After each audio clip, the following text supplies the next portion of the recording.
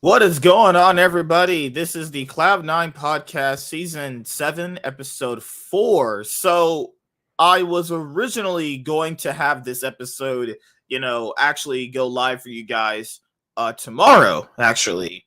But it turns out I am going to be going to the LCS tomorrow on my day off. So, Nice. we had to, make sure we get the episode out to you guys, because if I didn't get the episode out to you guys today, well, we'd have to do it Thursday, and Thursday I'm gonna get back into going to movies on Thursday, so I'm gonna go see, Ant-Man and the Wasp: Quantumania. Makes You know, sense. hopefully that's good. Hopefully, Fuck off. I said hopefully, oh my lord.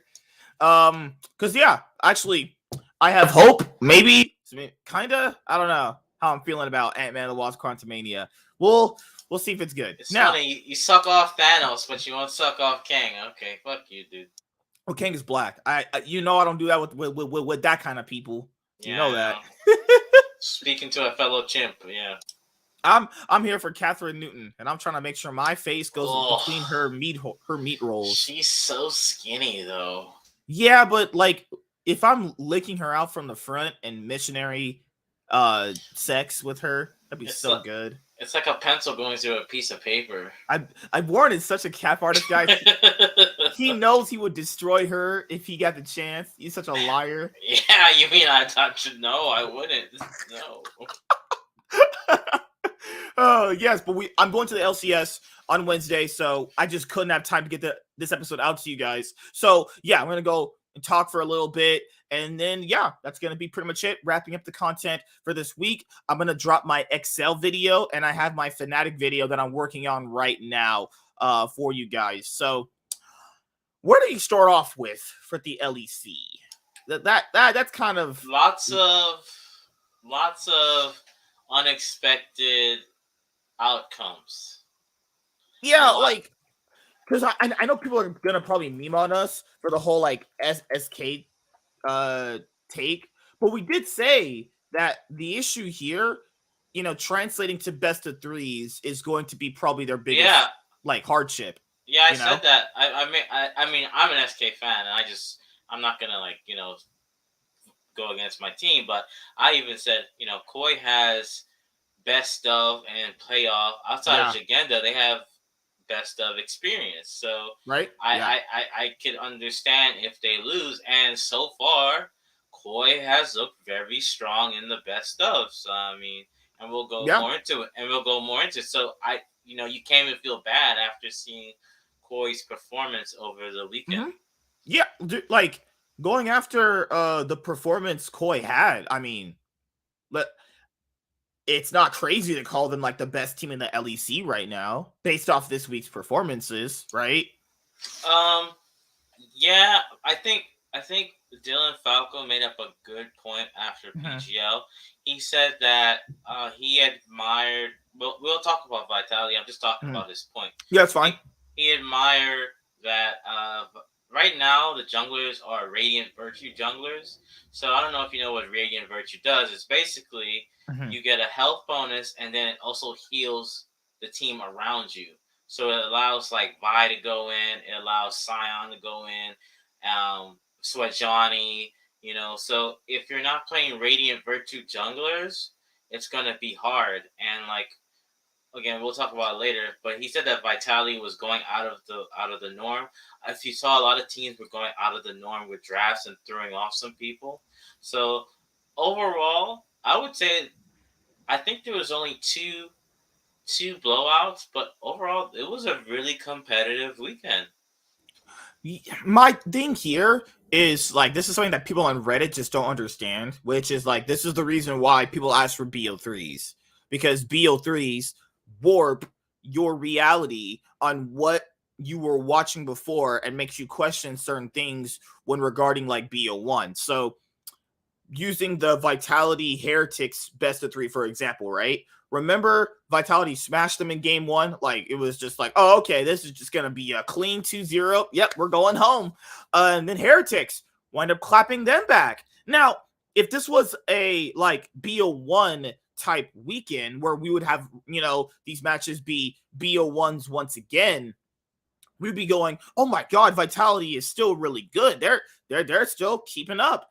But we had a BO3 to show that is Vitality really not as good as a lot of people have been saying? Or because the thing here with Team Vitality, what's up, Intensive? How you doing, man? So the thing here with Team Vitality is I was really disappointed by how they were playing this week. Not just the competition so far, but just people need to understand this. There's a reason why, and the LEC finally figured this out, and the players did too. The best regions in the world play BO3s. Now, whenever I bring it up, people are going to be like, but they do it because of this reason. It's like, dude, come on. People, listen, please, for the love of God. The best regions in the world who have won multiple world championship titles play BO3s. You know, even when there were years that like Europe, I wouldn't say outperformed Korea, but, you know, was able to, you know, get was competitive. Yeah, right. Yeah, for sure they played BO1. You could, yeah, but the issue here is if they actually thought that was a sustainable format to keep, they would have just kept doing it. No, even they went, you know what? We've been fucking dog shit, you know, for the last couple of 3 years too. We got to do BO3s. The players realized it. All the casters and the analyst people said the players opted for BO3s. Gee, I wonder why. Man, Faker, fucking Showmaker, and Chovy, they're playing BO3s all year. They're getting a chance to like adapt. They're getting a chance to like, okay, this team does this team does that. Which champions do we ban out on, you know, what's the rotation for the drafts? Like 1, 2, and 3, and 4. So understanding that, that's why I always say playoffs, which would be based, or BO3s. You could say BO3s and playoffs are what I would like to call real League of Legends. Not saying BO1s are just fucking worthless and you should just throw all your analysis like when you're watching the season, right? I think BO1s are good for like international stage and group stages.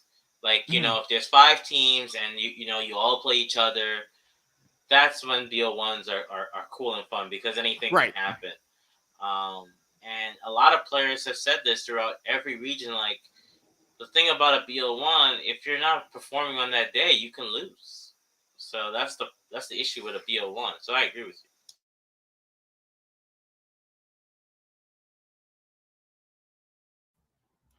Okay. And then we have this other aspect of people that they just don't seem to see. League is not a game where you can play it like an NBA game or an NFL game, kind of like the Super Bowl, and that's just it. You know, it's not like that. Okay. So a big thing about League of Legends, everybody, is the adaptation you're able to do to the team you're facing, right? So in a normal BO1 setting that we saw, right? So let's just isolate this week, right? And let's use this as an example. So, like I mentioned before, if Vitality faced Heretics and clapped them like they did in their first game, like we're talking like porn star, you getting fisted in your ass type getting destroyed, right? People would have been like, okay, Vitality's still the, you know, clear favorite, like best team in the LEC. But then you saw the full BO3 play out, and then we saw them play another BO3, right? So now you're thinking to yourself, are they as good as, you know, they were hyped up to be? Is Bo as good as he was hyped up to be? All these things you start questioning, right? I don't think so. I think, okay, so here it is. Bo. Sorry. I'm not saying these things are true. These are things you must question when you start seeing more games being played by some of these teams. Well, to me, Vitality overperformed. Nobody saw them being first. Let's be very clear. I'm sure. Yeah, I had them at 5th place. I'm sure a lot of people had Koi, Fnatic, G2 at the top 3, right? Like, let's be clear on that. Not saying you per se, just saying overall. So I think they overperformed, and I think what happened was we saw some weaknesses with them. Like, Bo is not that good on like where Yankos is a facilitator, like on the Vi, as the Sejuani's, Mm-hmm. he's not as good, and he's better on the Kindred, the Graves, the Right. Mm-hmm. the carry type junglers. So I think draft was really important.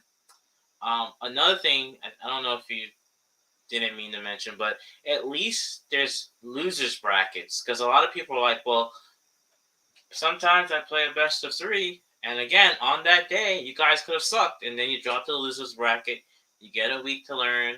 You go over tape. You look over stuff, and then you're back. And then all of a sudden, you make this like run through the playoffs, right? So it works. Like having the best of threes and also having the losers bracket is good. Troy, to answer your question, nobody wants to watch Immortals or Golden Guardians because they're despicable orgs to think to watch I don't even watch LCS, so there's that. But I just wanted to put that point up that I think Vitality overperformed, and I think that they need to learn, like Photon and Bo need to know how to play tank type champions, because sometimes they don't need to carry the game. That's my opinion. I guess you can go into the first best of the first best of as well, since we're talking about Vitality. So my thing also that people need to kind of see is understanding that when you're going in to play a BO3, adaptation is key, right? So if your team is actually has weak parts about them, the reason why you have good adaptation is you will kind of, see a point in there where you could, okay, we have to band-aid this up. Well, you saw Vitality trying to do that, and that just didn't really happen all that well. So okay, so that's just the concept around BO3s. Seeing these teams play more gives you just a better understanding of where these teams are strength wise. I'm not saying that Vitality can't improve to where they were during the regular season when we saw them play, right? I'm not saying that. I'm also not saying that it's impossible for them to kind of, band-aid their bot lane situation. But the thing here with their bot lane situation is that if Bo is having to resort to playing Nidalee, that's I not a don't. panic button, No, but I don't think it was a Bo problem. I think they forgot that. Remember last year, mm-hmm. remember when Zeri was just Giga OP? Comp was popping off on that champion. I think Zeri's, and who's in the meta right now? It's Zeri, Sivir, Caitlyn, and he's not that good on Caitlyn or Lucian. I think he played one Lucianami. I'm not sure in that series, but you don't give him Zeri. He's just really good on that champion. Most of the games won, the team had Zeri. Why are, like, if you're not gonna get it, ban the champion. That like I don't understand how they let that champion get into Com's hands. Do they forget that's how Vitality went like 9-0 in the beginning of the split or something like that, or spring? Like, do they just, is history like wiped, or am I blind? Well, my thing here is that whenever I see a team pick Nidalee, they auto lose. I was like, yep, this team lost. Because Nidalee, as a jungler, to me, it's not really Bo's fault, because they're trying to give Bo the ultimate, okay, the early game is like in your hands because our bot lane is just not good. Just hasn't been performing, overall like this week. So they're taking Nidalee with the aspect of, okay, Bo gets to run over the early game, and then they'll just pick a comp around Bo to facilitate that. But the problem here is that these teams just keep doing this. It's like, why are you picking Nidalee? Nidalee is a champion where there's so many other better options than Nidalee, just in every situation. I think Hecarim is better. I think Xin Zhao is better, which, fucking G2, not sorry, Koi played, Malrong played Xin Zhao, right? I think Lee Sin's actually. I think the problem Lee Sin has much more utility, way more better. Actually, if you want to do proactive dives, Lee Sin does them better. I think right? I think Selfmade brought this up in a stream because I watch his stuff Mm-hmm. sometimes. The problem with a lot of the pro scene is that they're very rigid. Like, okay, so we know that Sejuani and Maokai is strong, but people forget that Volibear can dive with his ult and basically make a tower useless. People forget Lee Sin can kick you back and is an early game Mm-hmm. jungler that's supposed to snowball. Zin's out early game. Like, I don't understand why. Like, sometimes just because there's a meta doesn't mean you can't break the meta. Or at least you try different champions to kind of get what you need out of them. Like, for me personally, guys, there's no real reason for people to pick Nidalee anymore. I'm not saying that Nidalee is just the worst champion in the game, but when you look at all the other junglers in competitive play and look at what they provide versus what Nidalee provides, if you legitimately do not get ahead on her, she's useless. Okay? Yeah, people say, oh yeah, you could just throw spears and poke people. Great. Elise can do that, and she can tower dive, and she can repel, and then she can also get out, and she also has a spider link to do extra damage. So if you want to do that, if you want to use that angle, picking Elise is much better. Or Echo. You can, oh yeah, I forgot that you can also put that jump down too. Or as you said earlier, Lee Sin can not only farm better, he can also dive better, and he can also make picks with you can like Nidalee is such a useless champion. Diana would have been better. I remember in that Gen G series we watched with Canyon, right? Last year, Gen G versus Damwon. Remember Game 5, Canyon picked fucking Nidalee. He lost. There's a few of the other teams in the LPL. They'll like randomly pick fucking Nidalee. They lose. Nidalee, guys, I'm sorry, is a dog shit champion. She needs a rework. Picking Nidalee is an auto loss because there's much better junglers that do much better things than her. Basically the same, and you have better utility in your kit. Why? Okay, Vi is not the same thing, but Vi is a bit better. Vi can not only clear as fast, she can obviously pick off the ADC. She can buy fast the back line. Nidalee, if your team, if there's two mega tanks in the team, all the mega tank does is they have to just stand in the front of Nidalee's spears and just tank them, and they do essentially nothing. So if the enemy team picks Sion into your Nidalee, you might as well just go GG, go next, and you might as well fire that coach and get him sent to the FBI because I'm not playing that game. I'm sorry. I don't think the former MSF players are bad. The only one that underperformed so far is VTO out of all of, like, I'm thinking because Zanzar is not there no more. Irrelevant has, So yeah, I don't think they underperform. You have to remember that, like, a lot of these are new orgs as well. These are new teams. So that's kind of I'd say it's a bit of an unfair statement in my opinion. It's a weird one because, like, and on one hand, I can't just discredit how good or decent they performed last year. But if you're talking about just this year in isolation, yeah, I mean, we've talked about Vetio just sucking. I've been over that intensively, like, breaking down, showing you guys how bad he's been actually playing this year. But I also said, hey, this doesn't take away how well he performed last year. I'm not going to just do that because that's just bad analysis. I hate when people do that. People will be like, okay, this guy's playing bad right now, so that just discredits what he did last year. No, you can have two angles of it. He played well last year, and I also make sure I put the asterisks around the Misfits players last year being the fact that some of the Misfits players kind of, yes, overperformed, but they were also in the situation of, are they doing good because every other team is really bad, which we also know is true because when it comes to playoffs, they completely just got ass blown out, and everyone knew when it came to playoffs, they were going to get destroyed. Like, you knew that going in. So it's one of these things where you look at it like, let's see how well the rest of the year plays out, and then you will probably have a more definitive answer on that, specifically because, Vetio really performed badly. Neon, I mean, we even told people, we're like, guys, Neon's not that. The level you're thinking Neon is the level you're thinking, like, Comp is like, okay? The way you're thinking, like, Upset is, or Unforgiven. Neon wasn't even as good as Unforgiven last year, guys. Come on. Like, Unforgiven was way better than him.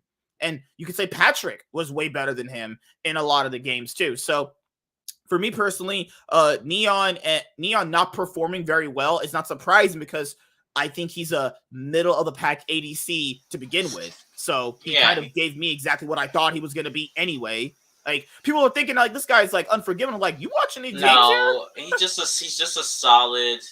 Like, the meta was Jinx, and he always had Jinx when they won. They literally only just gave him Jinx. I totally forgot I totally forgot and Zeri. I totally forgot that's who people would typically play, Jinx into Zeri, right? Mm-hmm. But anyway, I don't know why people don't switch up on things. Let me ask you, what's the point of picking Nidalee if Kindred's always open? There's just no reason. Because they needed an AP option, and if you're gonna go AP, I've been saying to my friend, and I've been saying to people, Lilia got buffs. Lilia is very good right now. Yeah, I played Lilia. Looked great on her. Lilia has good setup. Her ult is basically devastating. She scales. She shreds tanks. She's really mobile. Lilia, way more useful than Nidalee. I'll take Lilia in every game. Lilia, there's Diana, there's Gragas, where you can flex Gragas top or mid or even support if they know how to play. So there's options. I don't know. Again, maybe there was something in scrims. We don't know. They're basically going like, okay, Bo has to get us through the early game, and he needs a strong enough early game champion to do that. That's their mindset. Because why would you pick Nidalee? Nidalee is such a troll pick. Guys, I swear to you, I see you team pick Nidalee, I'm instant going, you're losing. Because it's so troll picking Nidalee when there's options like Diana open. As you said, Lilia. We literally saw Lilia open. If Elise is not banned, you need to take her. I'd rather you have that happen. Yeah, I think the thing is, and then the problem with Nidalee is you need like Renekton, which the moment you see Renekton, like you're gonna have to. But that's again, you got to snowball. It's like it's such a high risk, high reward. Whereas if you go like say Diana scales, she clears fast, she has good setup, like her ult she can dive. Gragas is good. He's good. Gragas is always good, right? So I don't know. I think it's a scrims thing. I still don't think that Comp should have got Zeri. I don't think Trimby should have gotten Ashe either. Yeah. Or so there's a lot of things to discuss once we get to those. Yeah. The other thing that I would tell you guys is kind of understanding how certain things go before you get into a BO3. So, like, let's use the SK Koi one, for example, because it's the best way to really explain this to a lot of you guys who are new to watching. For those of you who probably don't understand this, right? So, SK had a pretty good regular season, all things considered, right? They played really well. They managed to upset all the favorites. They got it in top 4. This was their best regular season placing, I think, since forever. Honestly. Like 2016. So they definitely did good and overperformed, which is awesome to see. And not just overperform. We watched the games. They completely clapped a lot of these guys too, like completely just running them down. Yeah, like by far, no matter what anybody can say, even though they had a terrible performance, DOS and Exekick are the best bot lane right now. Hello? Because they put up the stats and literally. Yeah, they played really well in the regular season. They played great. Exekick is literally first or second in his category. It was also crazy that Nisqy was first in everything. That's also weird too. But SK Gaming in the regular season played very well, and it wasn't like, oh, this better team just threw into them, kind of like what Misfits was having last year. Like, because last year Misfits literally had the better teams just throw. They I swear it was competitive win training or some shit. Throw into them, okay? No, SK just blew them out. Like, it was just a straight up. They were just the better team, right? Now you're looking at them facing Koi. Now Koi is the opposite of what we were just talking about. Koi had a pretty bad regular season, right? They finished, I think, 7th or 6th in the regular season. I mean, Jigenda was looking like basically a... You ever ate Cinnamon Toast Crunch, guys? And then sometimes your mom would buy you that off-brand Cinnamon Toast Crunch. So basically, Jigenda is like off-brand, name-brand cereal, right? And he was looking like, I don't know why you're even here if you're not really going to be providing anything. Malrung had some good games throughout the regular season, but struggled in a lot of the other, games that they were losing and struggling back, like kind of being one of the main reasons why they were losing. Comp and Trimby were essentially just getting gapped in a lot of these games too. Larson wasn't performing to the level that we expect of Larson. I like Larson. I think Larson's always been really good, super underrated player. I was glad he finally won a title last year. He had a underwhelming regular season. So you're thinking going in, like, SK right now should beat them. And that's not a wrong analysis, because remember, guys, like, when you're watching a certain team perform and you're going through a lot of these games, you have to kind of understand that if you're taking what you saw in the regular season, not just for face value, but you're watching these games, you're investing your time, and you're trying to understand who is like the best team. Okay, so when you're looking at that, yeah, the correct analysis is, yes, SK Gaming is playing better than Koi right now. They should win. But then the other angle plays in, that being the fact that SK, this roster is full of essentially not like new players, but this is a newly formed roster with no best of experience. A team like Koi, the defending champions, literally have only switched out one player, is going to have that edge over them. And it showed in the series. I mean, they got essentially blown out. And that's going to happen when you have a new team that is not good yet at playing best of series. So if SK can, defeat Heretics coming up on Saturday, I think that might carry them into whoever they're going to face, obviously, which is they're going to face Team Vitality, right? So if SK beat Heretics, they're going to face Team Vitality. I think maybe if SK can get back to that regular season form they had, they could easily run down Team Heretics. That's going to be kind of like a, pretty back and forth series, but I think SK edges that out. I think against Team Vitality, that's going to be a hard one too. Like, is SK the favorite in the Vitality SK series? I don't know about that yet, but that's just how I see the series so far. It's like Koi is composed of the defending champions, literally one new player. SK Gaming has 5 players that have never played together before. It's just kind of how that works. But it's not the wrong analysis to be like, okay, SK should win this based off how they're performing previously. Because you'd be a crazy man to be like, Koi's going to win this to a certain extent. Because you're only banking on, okay, they're just a good team in BO and best of series. But we haven't seen this roster play a best of series yet with Shigenda. So there's no right or wrong answer, is what I'm trying to say. I think in the SK Koi series, the Marcoon not getting Elise was problematic.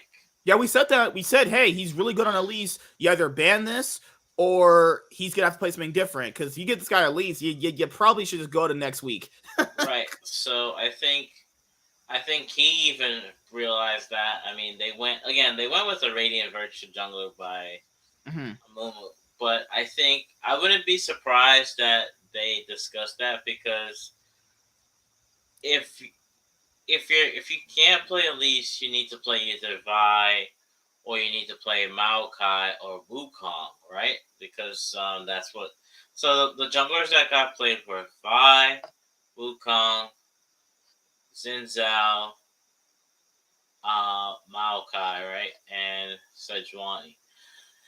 These are the jungles that we have played, but there's also Graves and Kindred. So I think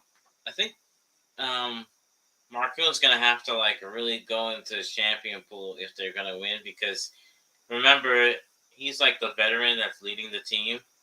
I don't think intensive. I think he said SK got exposed. They played better in the second game than they did the first game. The second game was much. That second game, it was closer, yeah, and you could tell that they it's one of two things. They came on too late, or it was something where maybe Koi left them get these openings, because that game 1 was pretty pretty what's that? It was very and we said this too. I said this on my LCS show with Chaz on Sunday. Stop picking Jace mid. These Western teams, man, picking Jace mid. Western players are never, ever going to play Jace at the level that we know that it can be played at the highest level. When you're watching teams in the LCK play it and teams in the LPL. If a team picks Jace mid or Nidalee, I assume automatic loss. And I do think Certs has had a really good regular season. I just don't understand the reason why you would put him on something like Jace. I think he's been a really good Azir, Akali player. I think this shows that he has a pretty limited champion pool on what he can really do. But it's also hard when, if SK Gaming are good at the early game, which is their biggest strength, then having a Jace pick does suit what the team actually is about. The problem here is I think you could have got that with potentially another champion that'll do very similar things to get to SK Gaming around to where they need to be. The problem here also is just seeing just how the best of 3 played out between these two teams is more like, okay, this is not the same team I was watching last week. Because, guys, the best of 3s just happened right now. Like, literally last week, these guys were playing amazing in the early game. But this is what happens when you have time to, scale up with the split, too. Like, this is the thing people don't understand. Is, like, sometimes having a bad start is, yeah, you need to make sure you analyzing it correctly and calling it out when they're playing badly. But remember, like, some of these teams with better players, they get to have that extra bonus of, okay, we're doing badly right now, but you also can't count us out. And now we can also scale up with the split, because remember, it's a sprint, not a marathon, or it's a marathon, not a sprint. So when you're looking at teams like Koi or any team that's been a championship winner, always keep in the back of your head, this team also could scale up and also, do better as the split progresses, even if they have a bad start. So we're going to go over the SK Koi series right now. Give me 1 second, everybody. All right. So this was game 1 where they gave Certus Jace mid. Koi just absolutely running them down. The Silas pick, like, it also feels like whichever team has Silas is just going to get a massive advantage, basically. Tell that to Mad Lions. Nisqy played really well. You got to give him credit. He played insanely well. First part of the game. Did they win? His brain turned into fucking termites, because his termites were eating his brain. Did they win? Did you listen? Wait, am I crazy? Did you hear the English language I was speaking? Did they win, though? Yes. Okay. Oh, Lord. So, right here in game 1, you have Koi just literally ripping them apart. This was not the same team I was watching throughout the regular season. Also, the Xayah pick that the European ADCs have been bringing out, I mean, I don't think it's really been that effective overall. I think Xayah right now, without Rakan, just looks kind of bad, if I'm just being honest here. Like, we saw Double if... Or Thresh.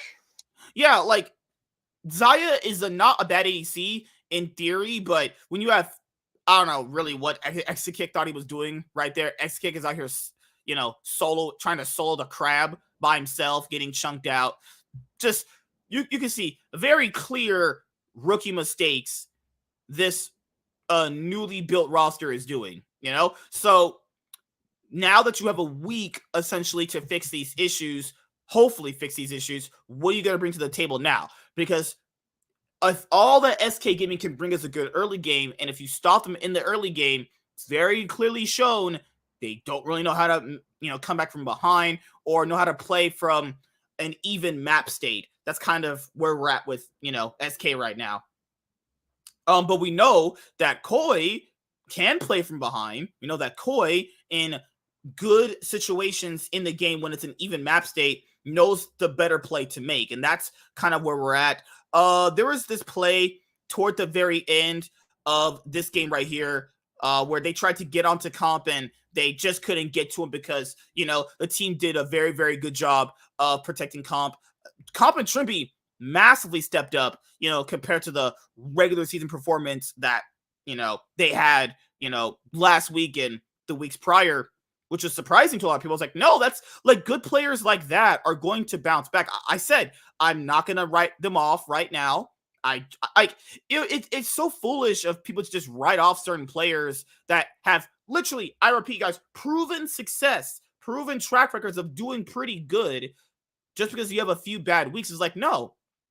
So you need to obviously, yes, be very fair and go like, okay, this guy's playing badly, but you can see the ceiling in these two players. These guys are not bad. Yes, they were playing badly. I agree with that, but there's no real world you think like, okay, they're going to be this bad for this long. That's just completely ridiculous, right? So, and you saw it in the BO3s that they played this week. Comp and Trimby, you now with the updated analysis that you see, this bot lane is still really good. So you knew it was either basically a slump that these guys were going through, or they simply were trying to, what's the best way of explaining it after that? It's one of these things of, okay, these guys just haven't hit the stride yet in this season. That's just kind of the best way that I would really put it. But, once they got, this win, I was like, okay, because they looked better than Team Vitality in a lot of their early game too. And Koi, also known for their very good early game as well. Now, pure the fact, like, Caitlyn and Lux is such a great, strong bot lane. Like, the amount of pressure you get from Caitlyn Lux means that you yourself really should not be losing to Lucian Nami unless you get into a scenario where, the jungler is applying just an insane amount of pressure on you, right? So right here, Larson had a great flank angle, Comp still untouched. They literally threw everything in the kitchen sink, at Larson. Still couldn't get to him, right? Then you also have, like I mentioned before, Certus not having the best series. Larson definitely showing he's still a top 4 mid in the LEC.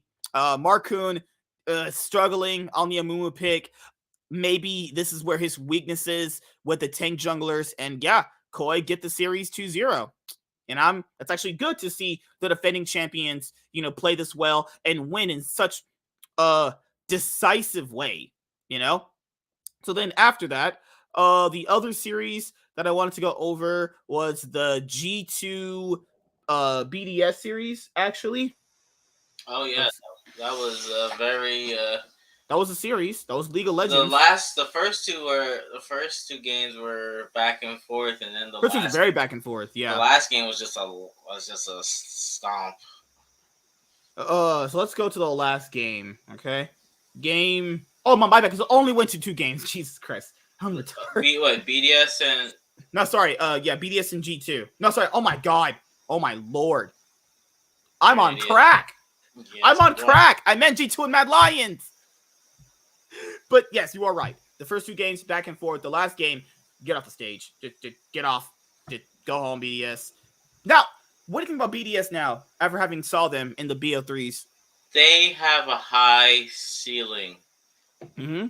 They have a really high ceiling. If they can fix up their mid to late game, they could be a top 4 team. That's crazy. That's man. What? I'm proud of whatever they started doing, because it is definitely working out for them. That's how you really improve, going from dog shit bottom to the top, or getting up there to the top. Now, yeah. I still think that they don't have the best players to win a title, but hey, as long as they're able to challenge, I think they do. I think the only thing is, I think they do because they challenge. The BDS series was more competitive than the Mad Lions G2 series. Like, this was game 3. This was game 3. Now this was. Now, did the pressure get to them in this game? Because I like their comp better than G2's actually. Like, I like BDS's comp. There's nothing really wrong with it. The problem was that the Caitlyn Lux lane got behind, and when you lose your flashes it's just hard to to have pressure. So they from there on the game becomes really hard, right? And then right, yeah, there's a lot of indecisiveness as well. I think the bot lane played too aggressive in this series, like you saw right here in this, because the best part about this team also has been Crowny. So they know, like, okay, we gotta shut this guy down if they start playing over aggressive. And Lilia is the perfect champion to do that. High speed clear, very good mobility. Then you also have Caps, who's on Jace. Now, this is how you utilize Jace, man. This is probably the best, at least best Western League of Legends game I've seen where the player utilized the Jace pick very well. You leave the lane, right when you shove it in, you come down bot lane if they're being aggressive, and then you just completely wreck the bot lane that's playing over aggressive. That's how you utilize the pick, at least early on, right? Because the reason why you have to pick certain champions like Jace, because you have pushing lane. So if you push your enemy opposition upwards, you can make the first move. It's just like kind of like chess, right? Then the BDS bot lane plays aggressively again, and then they get punished for it this time around, not with Jace, but with Lilia.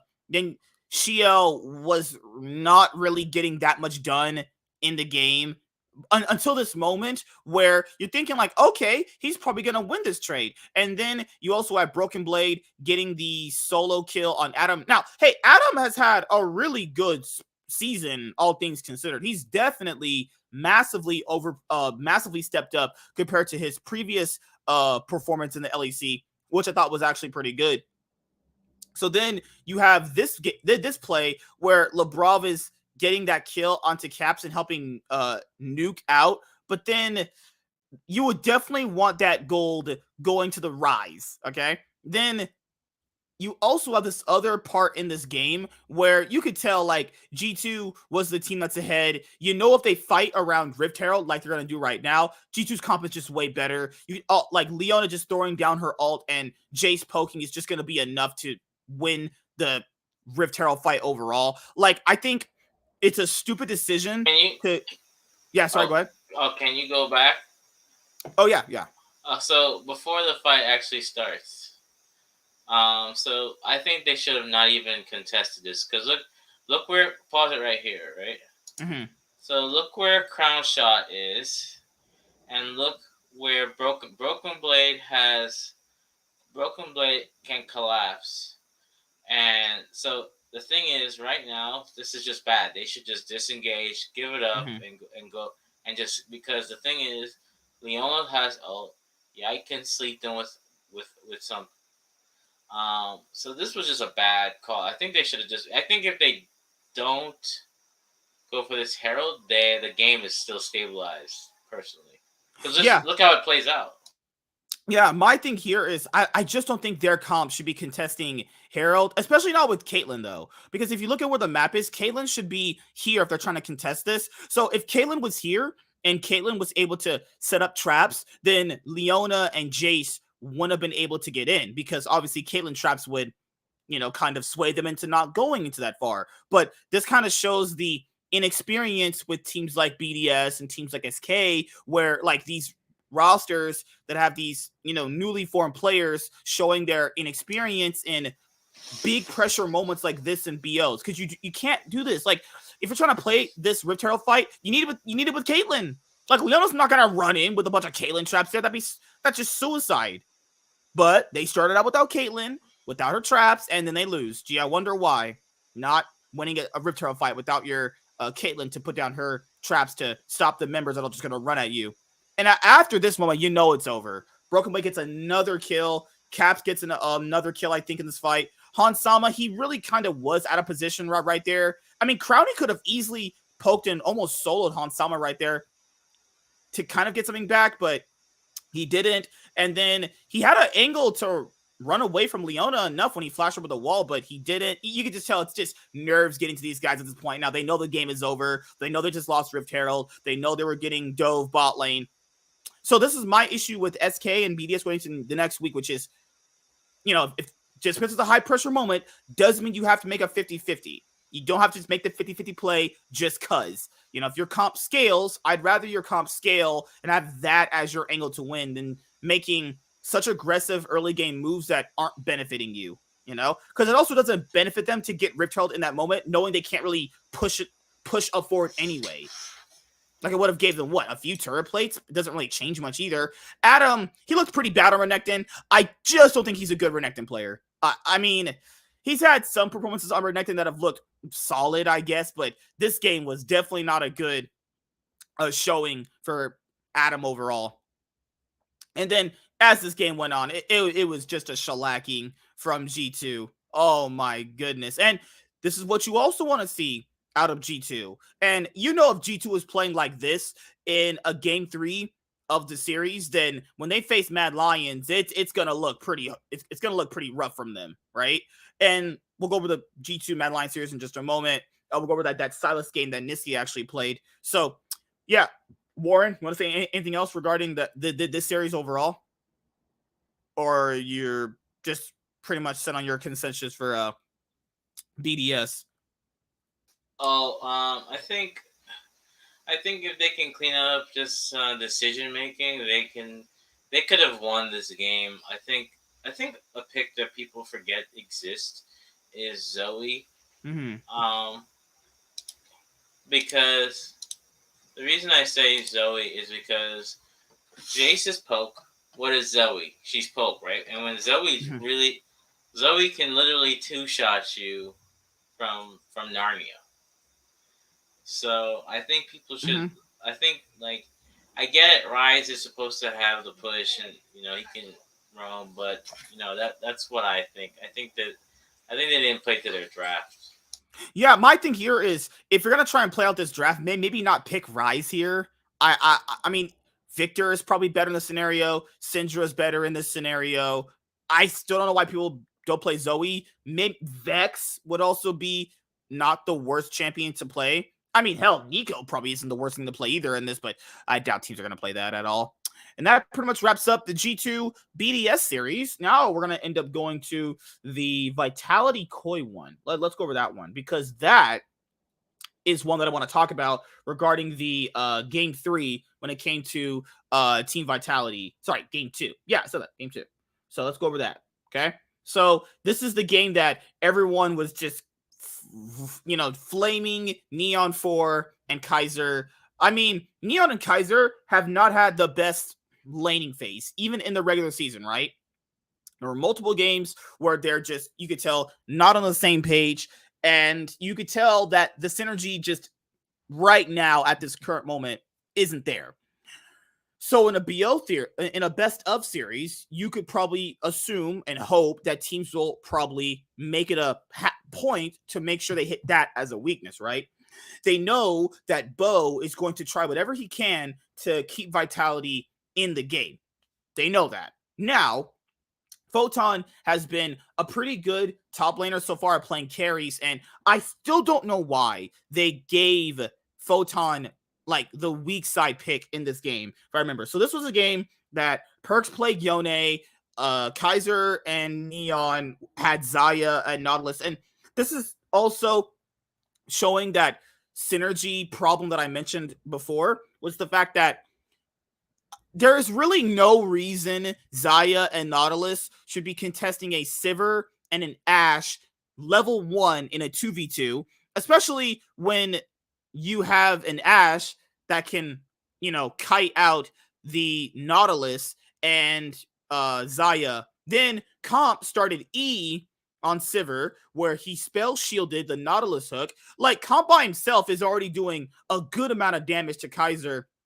They lose first blood right here, and then Neon obviously has to flash, because if he doesn't flash, he's going to end up dying right here. He gets so chunked out, he can't even contest the wave. Then, if you're also watching this game, by around, I think when they're level 9, they have 69 CS compared to Comp and Trimby, who are just murdering them. Then, right here, also, they're in no position to Bo cannot gank this lane. This lane's already lost. The best thing that Bo can do is get Perks ahead, or he can get Photon ahead. Now, sorry, I thought Photon got the weak side pick in this game.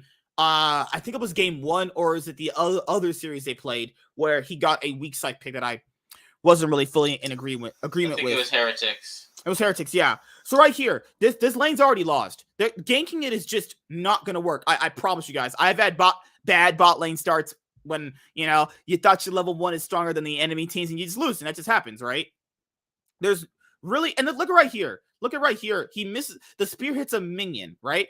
Imagine if this guy had a Hecarim potentially how this goes out, or if they had I forgot who they banned out in this game. Give me 1 second to go over this. So they banned, yeah, Elise's banned. That makes sense. So the only jungle ban, oh sorry, you have 2 jungle bans. Well, sorry, Koi banned out Elise, and Team Vitality banned out Sejuani. Okay, that's not bad, right? So imagine right here if you pick a Kindred or a Hecarim, or you pick Lilia, how much different this gank actually looks. Because this is already over. This shit's done.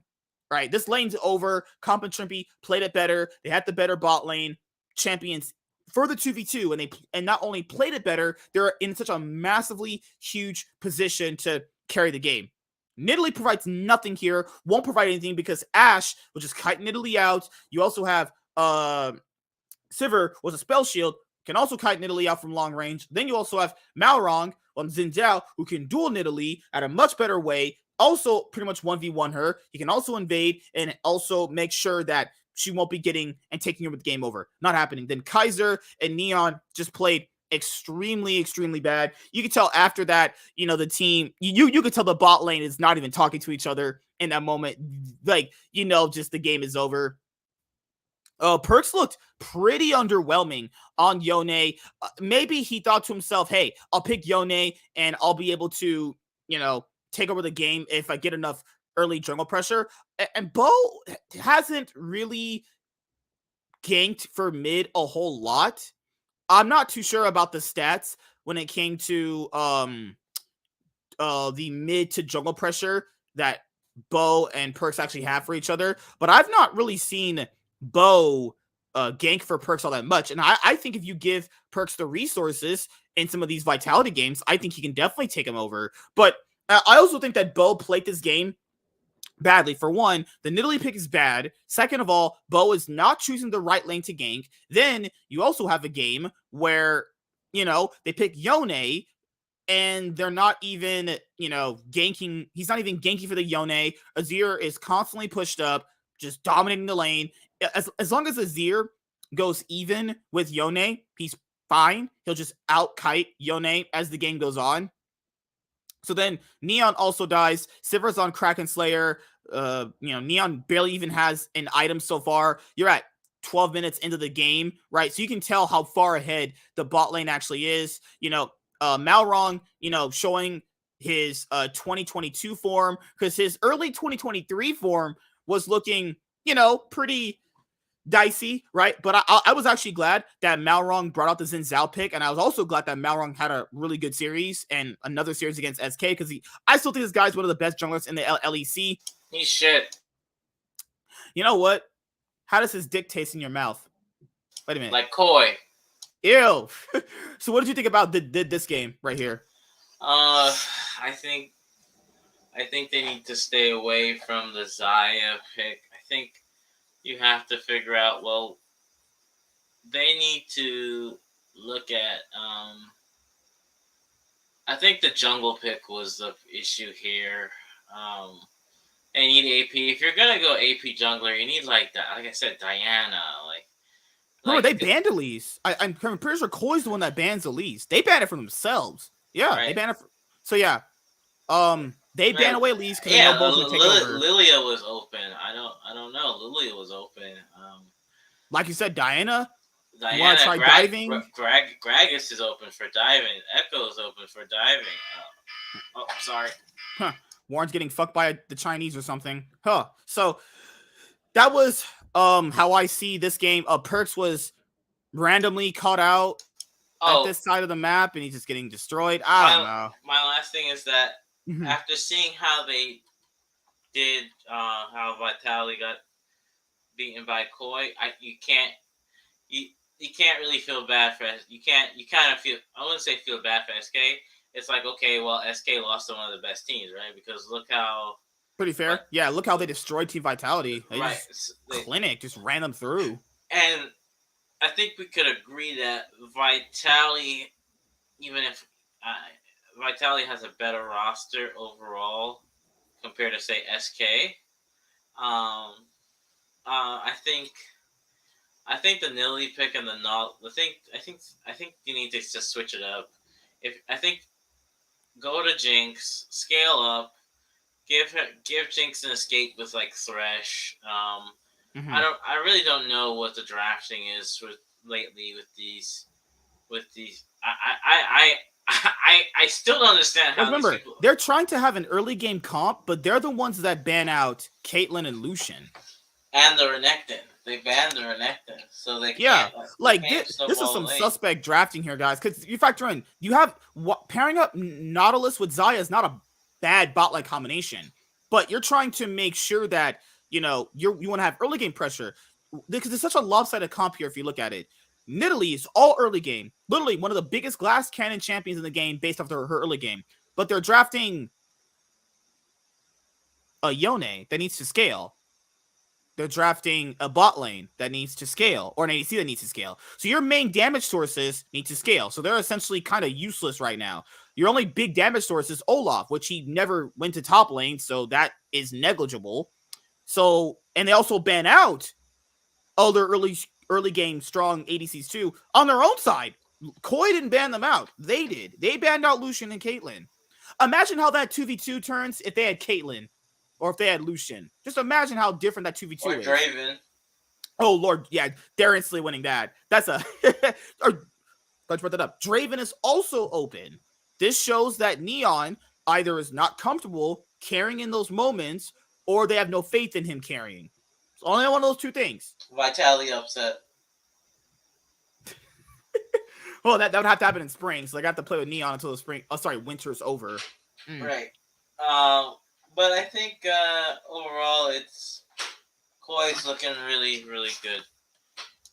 I was proud of Koi. It was nice to see them play at the form that we expect from them coming in. This is the Koi we expected coming in. Just good early game, making the right decisions in the early game, right? Because I think what separates Koi's early game from other teams' early game in the LEC for all these years, even though they've had like different roster of players, different coaches, is they've always understood what is the thing that we need to do right now in the early game to give us the best advantage to make our advantage even bigger. And I've always liked that about, Rogue to Koi. So yeah, they eviscerate Team Vitality, who finished first place. Remember, guys, Koi finished like around 7th, okay?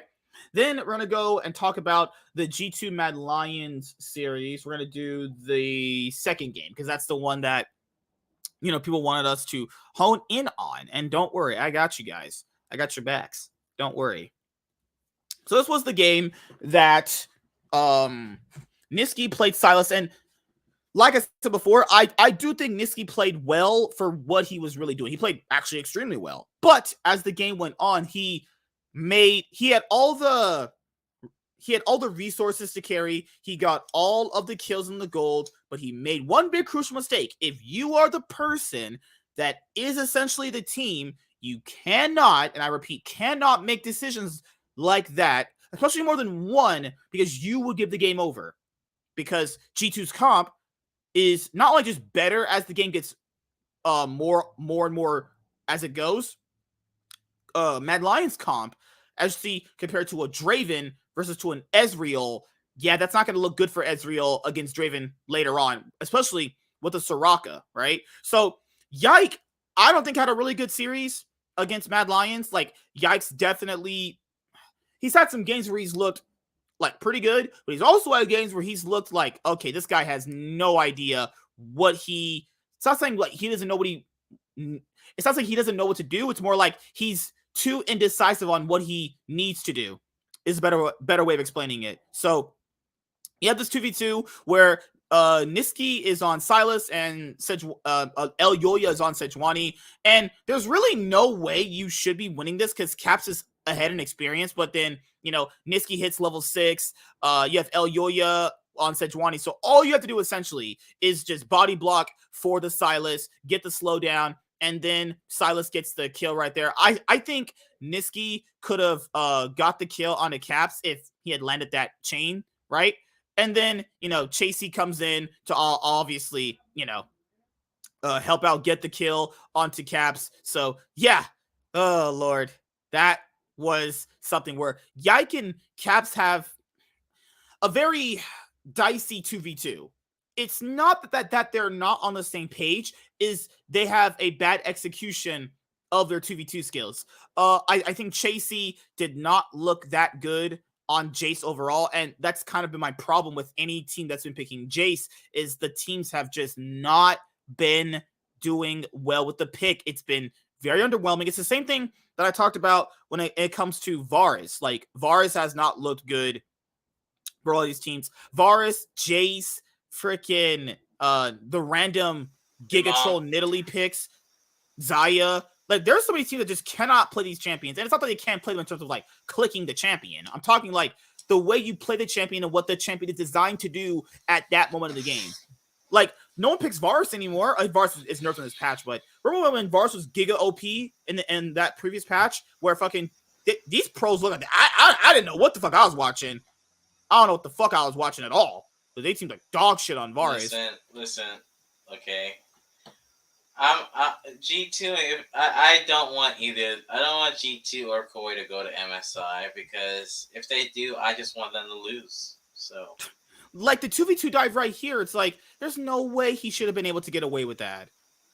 Like, Chasey didn't even play this game even good. Like, the dive was just bad on G2's part. They weren't keeping track of Hylissang. That's what I'm saying. If this was like an LPL team, that's an LPL game. They get back. Like, let's say if G2, in theory, were winning this game against a random LCK LPL team, you just do that, they're back into the game. You do something like that, they're in the game again. You cannot just do that. Now, yeah, in theory, it's good to get these mistakes out right now, but this cannot be a continuing trend if G2 is going to go to MSI. It just cannot be. It cannot be something that they do. You can't have special needs like this. Like, and we've seen this with the LCS and LEC too. There's been dives between the LEC and the LCS where these dives are badly coordinated. Like, these guys are just running up there going, well, you gonna dive first? You going in first, bro? I don't know. Let's see how it goes, bro. Not good. Then you have a position right there where El Yoya gets too close. Like, Sejuani should be the tank, obviously engaging, but right there just getting too chunked out, not really fully realizing the limits of his champion. Hylissang looked okay on Leona this game.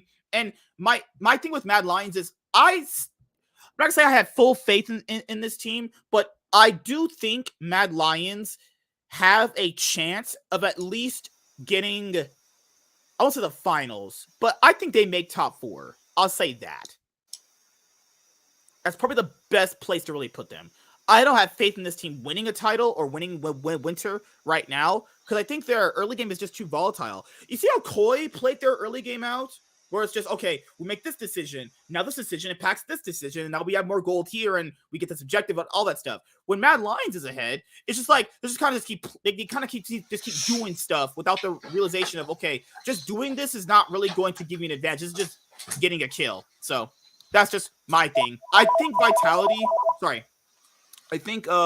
Mad Lions have a chance at finishing top 4. Will they win the split? I doubt it. But if they have a good week, there is something here I can see with the team. I'm still not the hugest fan of, what Carzzy has been bringing to this Mad Lions roster. I think he's looked all right at best. I think Hylissang has looked, I would say stable, but he's looked less Hylissang-ish, the best way I can explain that. I think Chasey has shown that he can't really play Jace right now, so you're not going to be really picking Jace for Chasey when it comes to, this next week of games coming up for Mad Lions. But, yeah, that's how I see it right now when it comes to Mad Lions, is having this big of an early game on Sylas pretty much should have meant this went to a game 3. But Nisqy making the very crucial mistakes of, if you have all the gold and you are the team right now, you're the one that has to be super extra careful about how you actually play, because if Nisqy starts dying, which he did, he died twice, they got the shutdowns and they were able to, bring the game back actually. But to be fair, I think people forget this too. Broken Blade was already outplaying Chasey in this moment, in this game anyway. So all of the gold was primarily on Nisqy. And once Nisqy got behind, it was, just pretty much all she wrote, actually. All right, so let's go. So yeah, we covered pretty much all these BO3s. So let's see the bracket. So right here, the qualification match to get into the BO. You didn't cover Astralis and Do we have to? That was actually a good series. What are you talking about? Like I just everybody. didn't want to cover because it's Astralis. I'm just kidding. I mean, Just, I get it. it was I get it was closer. It was closer than I thought. I was like, huh. I was somewhat surprised, honestly. All right, so what do you think about this series? Oh, was it Mad versus Astralis, right? We did call this. We said it was gonna be 2-1, so we got the score right, and Mad Lions did win too. I mean, I just didn't think Astralis had enough to win the whole thing, you know. But that's just how I see it. So, what do you think about the Astralis Mad Lion series? Actually, I thought they're a team that needed like the old format to do really well, and you can see that they're getting better as they play more and more games together. Finn stepping up now. are you a fan of the Twitch support? Um, Might have letting this guy cook too much. That's cooking a little too much. That's burnt chicken right there. Cooking that hard. I think it could have worked if he roamed a lot, but they didn't get a chance to. But I think that at least they're trying something different, right? And I can respect it at least, yeah. Like Kabe on Cassiopeia. I don't think. But to be fair, I can't blame him on that. Dejor has looked like he's a mid laner. I'll say that. I think he might get subbed out. He needs to. If they want to have any shot at doing better as the year goes on, he's just so bad, dude. It's just looking real rough out here for him. Yeah, so they were like, I'm giving the ADC your champion. They were like, you stay on that. I'm giving the ADC the fucking mage. Bruh. That's horrible. Oh god. I think Warren's getting calls from his prostitute, actually. So my thing here when it comes to Astralis is I just don't see a world they beat BDS. Do you see a world where they beat BDS actually? Yes. Because think about the way I look at it, right? And this is gonna sound weird. Mm-hmm. So if we're going off of the games that happened, there's only 2 games that went. Only 3 games that went 2-0, right? Mm-hmm. And the fact that Astralis went to 3 games showed me that Mad isn't that good of a team because that should have been a 2-0. So and Mad is just as good as G2. So Astralis is probably coming in with a chip on their back. Like we could have probably won that series. We took a game from them. We could have beat them. Mm-hmm. So I think it's going to come down to for the Astralis BDS series, the losers bracket. Who's the better jungler? Is Shale going to be better than 113? We know that, and his nuke. Yeah, because I'm pretty sure Shale's looked better. Yeah, how is Nuke going to play? Because we know the bot lanes are pretty even. Kabe has been pretty standout. Finn has been pretty good, and Adam's definitely. Yeah, this is probably going to look a lot closer than most people probably expect. Yeah, this is going to be a very competitive series, so it's going to really come down to the mid jungle duo.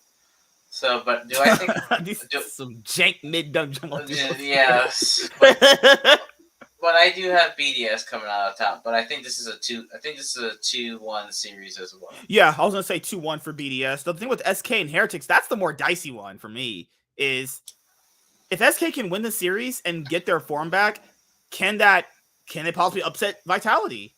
That's a very big possibility. Given how Vitality just no, I don't want them. I want Vitality to make them a side. Yeah, I mean for narrative's sake, yeah, and for Perks winning another trophy because Perks is the GOAT of the LEC, I would love if Vitality would win whoever they play up against, and I think it doesn't really matter if they face Heretics or SK. I think Vitality should edge it out, but I'm not confident in that. I'll say 2-1, but I want to put an asterisk there. I am not confident that these games will be decisive, actually. These are going to be very sloppy games, back and forths, or you're going to get draft diff like a lot of these teams have been getting, actually.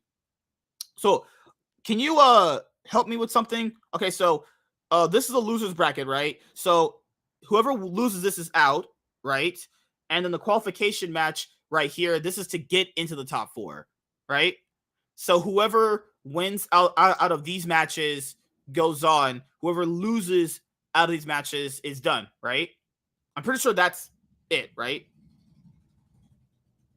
Also, I'm crazy, you know? But that's just how I see it. I was muted, sorry. So That's okay. So what happens is they go to the losers because whoever wins between, I don't like the way that format looks because it's confusing me. Okay, so basically, Dink as fuck. whoever wins between BDS so they would go down to that bracket. So that's that's them, and then so those two teams are, because only 6 teams are in the next. 4 teams make the BO5s. Remember that, right? So mm-hmm. so basically, G2 and Koi are now in the best of 5s, right? Right. Now. So they automatically, with their wins, lock top 4. That's right. good. Yeah. Right. So now this week is all about figuring out who is going to face them as the other 2 top 4 teams. So this is all. So, whoo. Okay. So Vitality and Mad finishing top 4. The top 4 realistically should be G2, Vitality, Mad, and Koi. Realistically, right? Right. Is there any chance for any of these other teams to upset that top 4 potentially? Okay, so here's the thing. If BDS beats Astralis, I think BDS can beat Mad, hands down. Mm-hmm. I think BDS could beat Mad. BDS can make a lower bracket run. So I think the dark horse for the lower bracket is definitely BDS.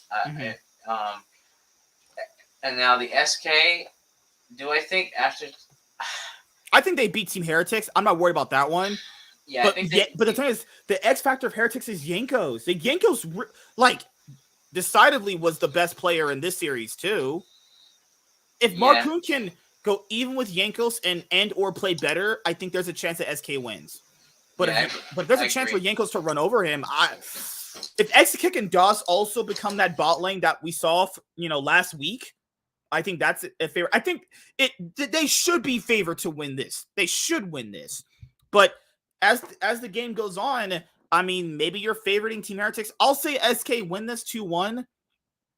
But yeah, we'll have to see how it goes between them. I'll say SK win 2-1, BDS wins 2-1, and then you have your qualification matches between Vitality and Mad Lions. So what you have to see here is, ooh, wow.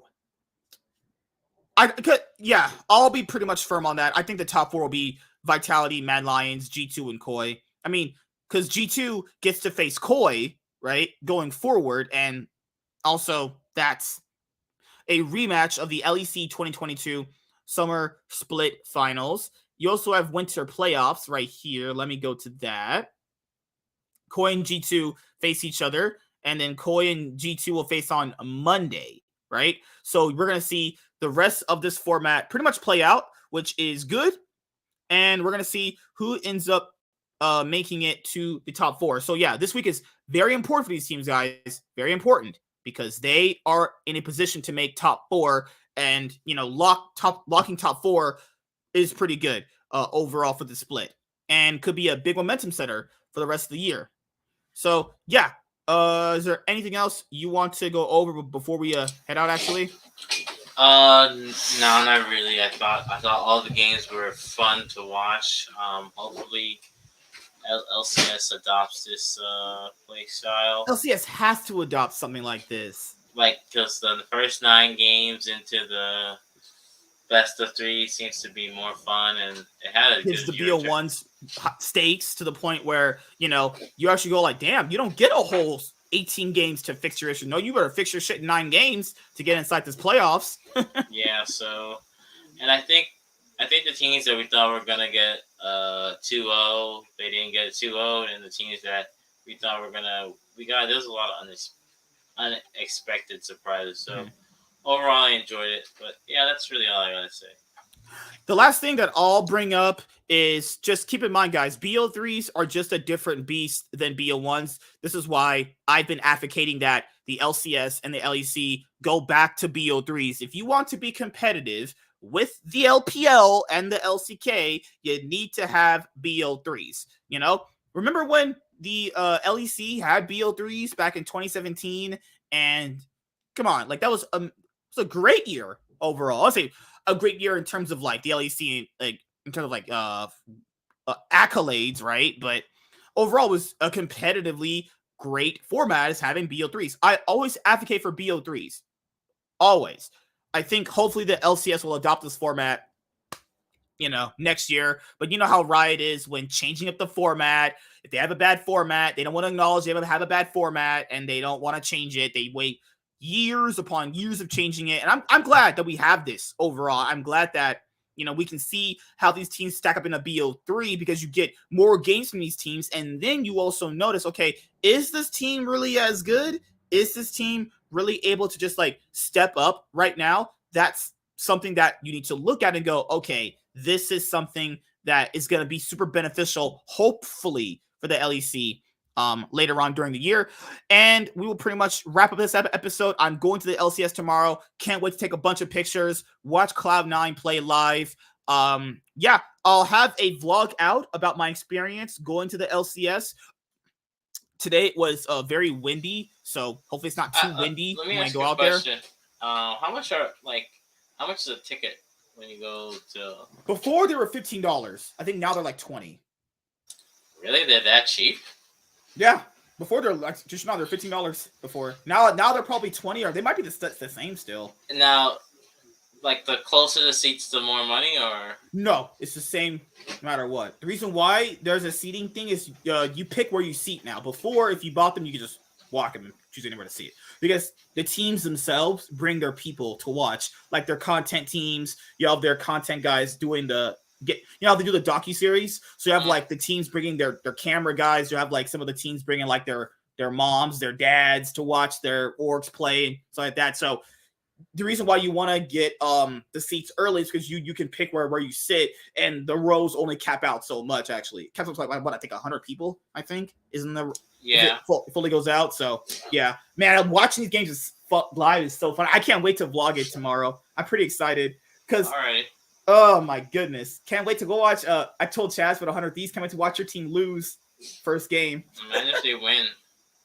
I will get on my knees and I'll suck your and Chaz's dicks. With that, guys, we will be calling it a day. We'll see you next week. Next week, we'll have our episode on Wednesday. This week, the reason why it was on Tuesday was because I'm going to the LCS this week. We might go back to the LCS again when it's Super Week on week 8. We'll have to talk about that. I'll talk about that with my friend. But yeah, we'll see you guys next week. I'll be dropping my Excel video this week, and I'll also be dropping my Fnatic video this week as well. All right, guys. Thank you guys for your